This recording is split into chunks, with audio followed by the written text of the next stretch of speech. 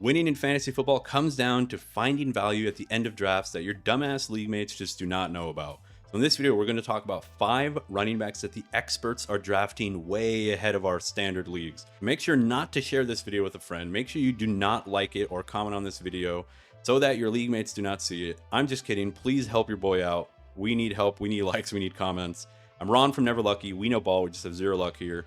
The research behind this video is simple, man. I went to these super high stakes leagues. A lot of sharps, a lot of money is going into these leagues, like $3,000 buy-ins and shit like that. I hacked into the mainframe, fucking Mr. Robot style. I stole their non-superflex ADP by stealing the ADP from Sleeper, NFL, and ESPN, and I ran some very sophisticated function, guys. Stuff, I don't think I can even, I'm at liberty of even sharing this function. I essentially just subtracted NFC ADP by ESPN, Sleeper, Yahoo, so that we can find the difference. We can find where they're being drafted higher or lower. Those are guys we can fade or target so that we can start to draft like experts in our leagues, man. And the first name on this list, the first guy that is such a screaming value that experts are taking way ahead of everyone else, Aquavius or Woody Marks is going at 170 on NFC ADP, while he's going 224, 398 on NFL, and he's undrafted on ESPN. There's not even any data for him. Here's the situation. Here's why I think he's such a screaming value. It's currently week 3 of the preseason. Joe Mixon's already in a blue medical tent. He's flying all over the world looking for fucking 8th, 9th, 10th opinions from doctors. So he's probably not going to play, dude. I heard some bad rumors that he might not play at all. The Texans are projected to have the worst O-line, bro. 32nd based on, NBC Sports Boston, Sharp Football, Fantasy Points, all these different industry offensive line rankings. I consolidated them. I have them in my draft guide on the page. Go check it out in the link below.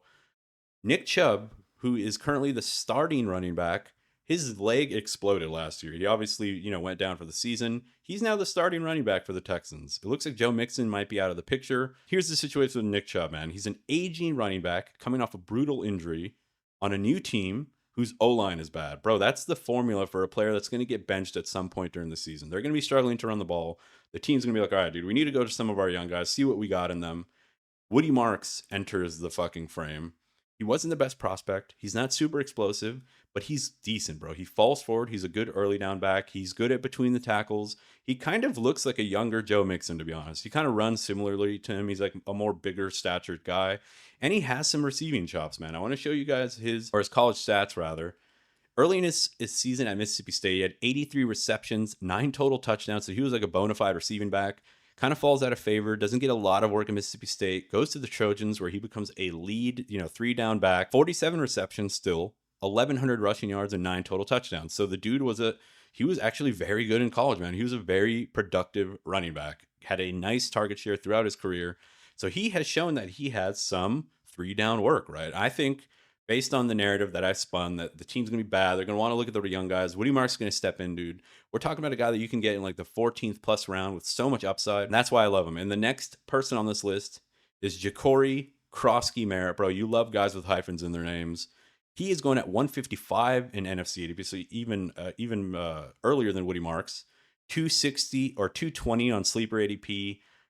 358 in NFL. He's undrafted. ESPN, again, no data. So there's a massive value, massive, differential between our home leagues and NFC ADP. Yet again for Ja'Cory Krosky. All right, man, we need a moment of silence. We need to pour one out for our boy Brian Robinson. The right is on the wall. The Commanders want to trade this man. He didn't play in the last preseason game, and the team said, it's a moving target. We don't really know what we're doing. It's a developing situation. We're trying to shop him. They straight up admitted that they're trying to trade him away. So what that means for the Commanders, it's going to be a disgusting committee led, including Deebo Samuel, bro. So that's just bad news. Even for Brian Robinson, if he stays, we're a little bit concerned about the Deebo factor. The Commanders' offense is expected to be 5th in the NFL in terms of total points, 14th best O-line. So they're going to be a good team, bro. Across the board, they're going to be a contending, high-octane offense yet again. So that's an offense we want to target, man. So unfortunately, even though it's going to be a committee, I do think there is a chance that Ja'Cory Krosky, Merritt, Johnson, Flaxen, Wax, and Ibrahim Moises emerges and could be the early down guy with Eckler taking 3rd down work. I think you should take a shot on him. You can just get him so late in your drafts. He's somebody that's going to start flying up ADP, guys. I'm telling you, the more and more news comes out about Brian Robinson falling out of favor, he's going to start climbing, dude. By the time our drafts come, if you're already drafting this early in the offseason, draft this man. Draft this man anytime after about like the 10th round, bro. I'm serious. He's going to end up being potentially a single-digit round guy. If Brian Robinson gets traded, the hype is going to go through the fucking ceiling, and Jacory Krosky is going to be somebody that everyone's going to be trying to go for. Just we want pieces of good offenses, man. So take him now while you can. Which brings us to the next player, somebody that I fucking love watching, bro. It is Keaton Mitchell, the running back for the Baltimore Ravens. He's going 181 NFC and then 260 on Sleeper, 286 on NFL. ESPN again, no data, unranked. So 181, that's like the 16th plus round. So he's still going pretty late because of Justice Hill still being there and because of kind of just Derrick Henry being such a dominant player.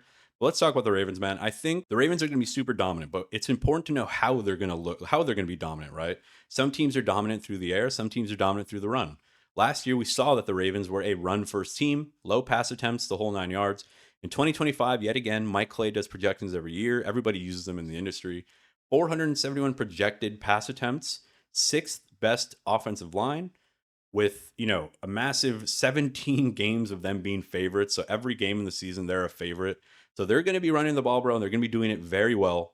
And because of that, we want to target the run game. Derrick Henry, obviously a value. Everybody's drafting him in like the first, sometimes the first, mostly the second round. He's going to be the lead back, don't get me wrong, but he's getting up there in age, man. I think this team's going to want to try to keep him healthy for the playoffs. It's in their interest to do so. And Keaton Mitchell is someone that they've been trying to make a thing for a long time, man. Going back to 2023, he exploded, bro. In the preseason, looked really good. He was on IR to start the season. He injured his shoulder in the preseason. Then comes in around like week 9 or so. And just look at his fucking game logs, dude. Like 18% of the snaps, 19 fantasy points, bro. 9 for 138 and a touchdown. Insane, dude. 13 fantasy points in the next game with only 24% of the snaps. Like his yards per attempt here in this column, 15 yards per attempt, 11 yards per attempt, 4, 7, 6, 8. Anytime he's on the field, bro, he was absolutely fucking cooking. In the preseason 2 weeks ago, he goes 9 carries for 68 yards, bro, including a 22-yard touchdown. Look, man, back in like 2023 in the offseason, back when I was using a fucking like Game Boy Color as a microphone, I made a hype video about this guy. Here's the screenshot from it. It got 16,000 views. He popped off right after that. That was like my best video I've ever done, man. Go check it out, dude. It's the worst fucking quality. I didn't know what I was doing back then, but I was big on this guy, man. And I think so is John Harbaugh in 2025. He recently said after the preseason game, Keaton's one of those guys that obviously got that ability to take it to the house at any time, Harbaugh said. You can bounce it to the edge. You can cut it back. He's good in the pass game. And then also establishing the fact that you'll run the ball between the tackles. I think he's doing that too. That's really important. You don't want to be the guy that they say, oh, he's only an outside run game guy. So he's developing his game. He used to be only an outside run game guy. We saw that in the preseason and in his time when he was starting or when he was playing. But he's become a full running back. They want to make him a thing. He's so fucking explosive. He's so dynamic. He's one of the more athletic running backs in the NFL. The problem is that he's undrafted. He can't stay healthy, but he is healthy now. And he already looked good in the preseason.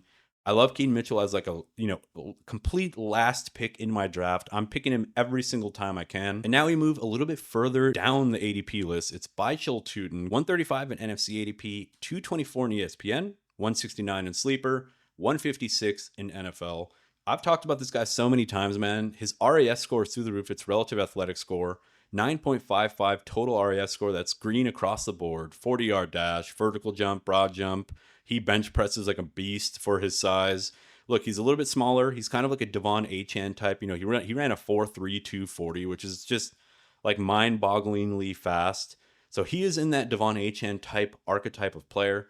Jacob Gibbs had a tweet where he said Baichel Tuten has gained positive yardage on 18 of 19 preseason touches with no negative plays. He's been hit at or behind the line of scrimmage 9 of 16 touches with no negative plays. So the dude's just insane, man. Liam Cohen recently said about him, if you look at Baichel Tuten with the ability to strike from a distance, he can get to the second or third level and score from anywhere on the field. I think behind the line of scrimmage, forced missed tackles was through the roof for him in terms of getting back or at least getting yards after contact behind the line of scrimmage. This new regime with Liam Cohen coming in from the Buccaneers, who they did the same thing with Bucky Irving. They targeted him in the draft. They turned him into a thing for the team. He became the starting running back. The same thing here with Jacksonville, man. It's going to be a better offense with Liam Cohen, one of the better offensive coordinators, stepping in. He's going to really improve this offense. They go after Baichel Tuten in the draft. He's something that they really wanted. They wanted that speed demon type player. He has the explosive upside, man. 10th in yards after contact, breakaway percent, 8th in elusive rating. Across the board, he's such a fucking good football player, man. He's so fast. He's so explosive. They're going to find a role for him. They're going to find a way to get the ball into his hands during the season at some point.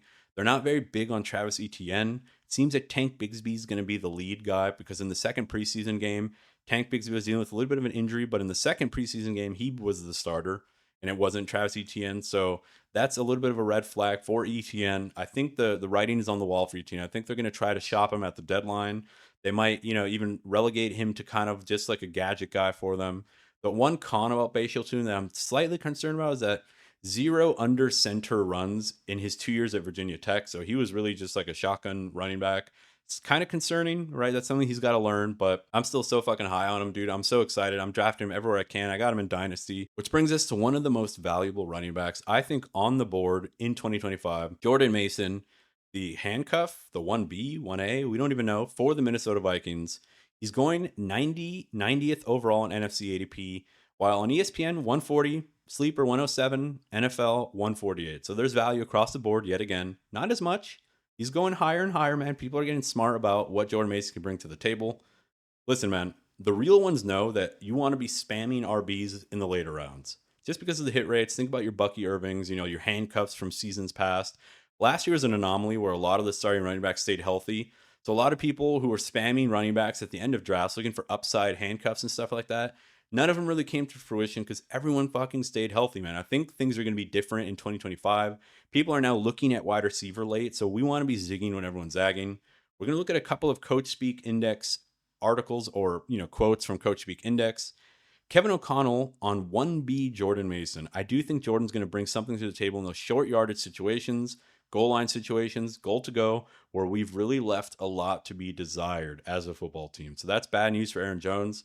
They do not like Aaron Jones as a goal line back. He did not perform well. He's getting up there in age. They view him as more of a receiving back, more of a explosive guy that they can use as like a weapon on third downs, and hurry up offense. But that leaves the 1B situation or like the early down work to Jordan Mason, who they bring in for that exact reason, man. Kevin O'Connell also said Aaron Jones is at his best when we can keep him fresh. We can keep him truly as that 1A because we got the 1B with him, and that was Jordan Mason. Bro, concerns about Aaron Jones, in my opinion. If you're drafting him in like the 5th, 6th round, man, you might want to think twice. This is another chart by Fantasy Points Data. The most elusive running backs on a per carry basis. Jordan Mason up here with fucking Bucky Irving, who breaks the chart. Most missed tackles, most yards after contact. We see Jordan Mason, Bucky Irving. Kenneth Walker's down there with James Conner. This dude can run, man. He can break tackles. He gets yards after the contact. He's a bruising running back. He's the perfect early down back that this team has been looking for. They bring him in. I think he's going to be very good. I mean, why the fuck is Antonio Gibson on here anyway? Damn, dude. Rest in peace, Antonio Gibson, man. He was somebody that I loved early on. But anyway, Jordan Mason, dude. He's basically David Montgomery, but he's 50 picks cheaper. He's going to be on a good offense. He's a great early down guy. He showed a lot of potential with San Francisco last year. He just got injured. He probably would have been a league winner last year if he stayed healthy. So Jordan Mason is somebody that I love taking in like the 10th, 9th round as a late round running back. When you're deciding between like Cam Scatabo and, Jalen Warren, and you see Jordan Mason on the board, bro, auto click that name, please, man. And then come back to this video later in the season. Send me a fucking dollar on Venmo. But that is the list, my friends. 5 running backs that the experts are taking way ahead of us casuals. And I gave you the reasons why. Hopefully that helped you guys. Listen, if you want access to that NFC Excel sheet, right, including my rankings, my offensive line report, my values, my fades, all that good stuff. Version 1 of my draft guide. It's very cheap. You guys can go grab it down in the link below. Help support a solo creator, man. Instead of going and giving your money to like CBS or Disney or all these like corporate fucking fantasy analysts, you can support a solo creator just trying to make this thing a thing. So tomorrow we're going to be doing 5 late round wide receivers. Similar video. We're going to be doing the same type of research, same schematic.